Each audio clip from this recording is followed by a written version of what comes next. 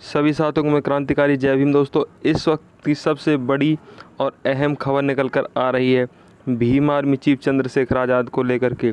जी हाँ दोस्तों, Bhim army chief Chandrashekhar Azad आज जो है काफ़ी दिनों के बाद लाइव आए हैं और उन्होंने एक बड़े आंदोलन की घोषणा कर दी है और उन्होंने अपने बहुजन समाज से जो अपील की है, आप खुद सुनिए उनकी ज़ुबान से। आपने देखा कि 28 तारीख को क्या हुआ, किस तरह से आपकी आवाज़ को कुचलने का प्रयास किया गया, किस तरह से आपकी आवाज़ को दबाने का प्रयास किया, किस तरह से जो उम्मीदें आपने संघर्ष से पैदा की उनको ख़त्म करने का प्रयास किया। शायद वो ये नहीं जानते कि एक चंद्रशेखर के जाने से उम्मीदें नहीं ख़त्म हो सकती है। आज तो हज़ारों चंद्रशेखर हैं देश के विभिन्न कोनों में, अलग अलग प्रदेशों में, जो अन्याय अत्याचार के खिलाफ आवाज़ उठा रहे हैं। और आज हम पे भारत का सबसे बड़ा संगठन भीम आर्मी और महापुरुषों के आंदोलन को कामयाब करने के लिए राजनीतिक रूप से आज़ाद समाज पार्टी नाम का आंदोलन भी है। सम्मानित साथियों, आप लोगों की प्यार, माओ बहनों के आशीर्वाद, बुजुर्गों के आशीर्वाद से मैं स्वस्थ हूँ। जख्म काफ़ी हिस्सा भर चुका है, एक हिस्सा भरना बाकी है। आप जानते हैं, अगर विरोधियों का बस चले तो मेरे छोटे छोटे टुकड़े काट के जो है ना, आप लोगों के सामने चौराहे पे कहीं गिरे कि आपका मनोबल टूट जाए। आप इस बात को बेहतर जानते हैं कि कांटे से ज़्यादा चुभता हूँ मैं, तलवार की नोक से ज़्यादा चुभता हूँ उन लोगों को। उसका एकमात्र कारण ये है कि मैंने उनका कोई बहुत बड़ा कोई मैंने अहित नहीं किया, कुछ इस तरह का उनको अपमानित नहीं किया। लेकिन हाँ, उन्होंने जो अधिकार आपके कब्जा रखे हैं,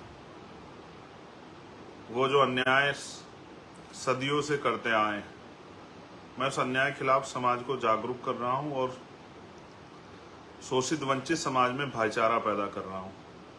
मेरी आदत है कि मैं अन्याय के खिलाफ बोलता हूँ और सच के साथ खड़ा रहता हूँ। इसकी कीमत भी चुकानी पड़ रही है, लेकिन मैं पहला शख्स नहीं हूँ जिसके साथ इस तरह के हालात बने। इस देश में तो जिन लोगों ने भी परिवर्तन का आंदोलन चलाया उनको इस तरह की मुसीबतों का सामना करना पड़ा और मेरे बाद भी जो लोग चलाएंगे उनको भी करना पड़ेगा।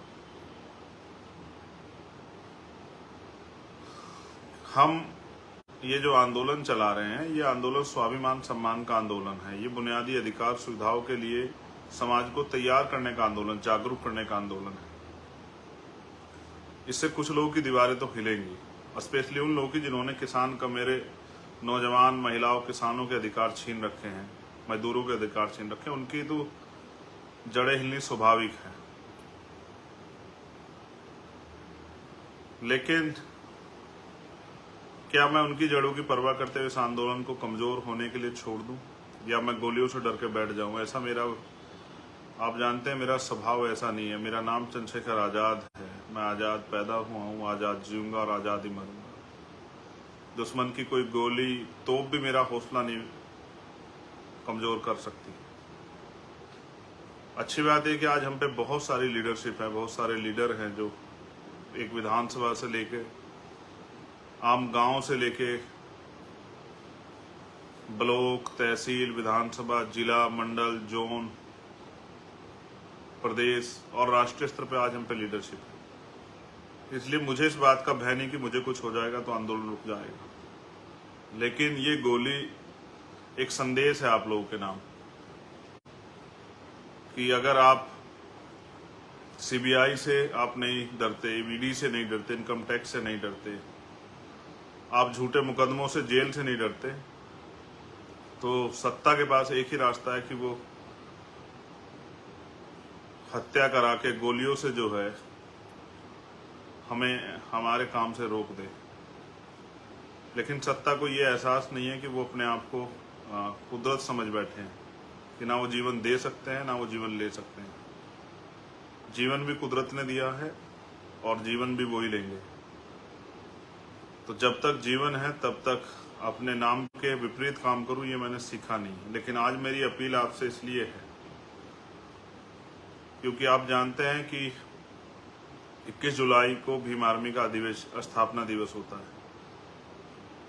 और 21 जुलाई से जब से भीम आर्मी को हमने शुरू किया था 2015 से, और आज जो है जब इतना समय हो गया है तो भीम आर्मी की जड़ें बहुत गहरी हो गई है। हमेशा हम खुशी खुशी स्थापना दिवस मनाते हैं। जहां भी स्थापना दिवस मनाने के हमें आदेश होते हैं लीडरशिप से, हम उसको मनाते हैं। लेकिन इस बार स्थापना दिवस प्लस जो अन्याय करने का प्रयास किया गया उसके खिलाफ बुलंद आवाज उठाने का फैसला हम लोगों ने दिल्ली में लिया है। और इस कड़ी में मेरी आपसे अपील है कि आप देश में जहां भी रहते हैं, आप जानते हैं मेरा भरसक प्रयास रहता है कि मैं अपने लोगों के आय के साधनों को भी समझता हूँ, आर्थिक स्थिति को भी समझता हूँ, किसी तरह का दबाव उन पर नहीं देता। लेकिन क्योंकि ये आज ऐसी स्थिति है कि आपको जवाब देना पड़ेगा। हम गोली का जवाब जो है, हिंसा का जवाब भी जो है अपनी शक्ति से देंगे। लोकतंत्र है, सरों की कीमत होती है। जो लोग संदेश, जो अन्याय अत्याचार होते हैं वो भी समाज के नाम संदेश होता है। अन्याय अत्याचार के बाद वो जो उसको विभत्स किया जाता है, हीनियस किया जाता है, वो भी एक संदेश होता है कि अगर आवाज उठाओगे। बाबू जगदेव प्रसाद कुशवाहा को लगी थी गोली बीच मैदान में आंदोलन के समय में, ये एक संदेश था कि लोग डर जाएं। लेकिन लोग डरे नहीं, लोग चलते रहे। और जो लोग ईमानदार से काम करते हैं उनका साथ कुदरत भी देती है। इतनी माओ बहनों का आशीर्वाद है, मैं स्वस्थ हूँ और कुछ दिनों में फिर इसी ताकत से आपके बीच खड़ा हो जाऊंगा।